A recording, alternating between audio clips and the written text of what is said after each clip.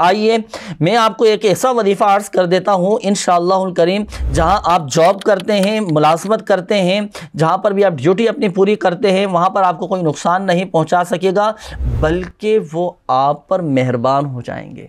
अगर आपका सेठ है, आपका ऑफिसर है, आपका मालिक है, अगर कोई आप पर बिला वजह सख्ती करता हो, डांट डपट करता हो, तो एक तो अव्वलन मेरा आपको मशवरा ये है कि जवाबी कार्रवाई नहीं कीजिएगा, सब्र और सब्र से काम लीजिएगा। और आपने ये वजीफ़ा पढ़ना है, या हय्यू या कय्यूमु, या हय्यू या कय्यूमु, या हय्यू या कय्यूमु। ये पढ़ पढ़ कर आप अपने सेठ का चेहरा तसव्वुर में आँखों के सामने लाएँ। जी, तसव्वुर में आपने उस पर फूंक मार देनी है, दम कर देना है। इंशाअल्लाहुल करीम वो सेठ, वो आपका अफसर, वो आपका निगरान, वो आप पर मेहरबान हो जाएगा, वो आप पर नरम हो जाएगा।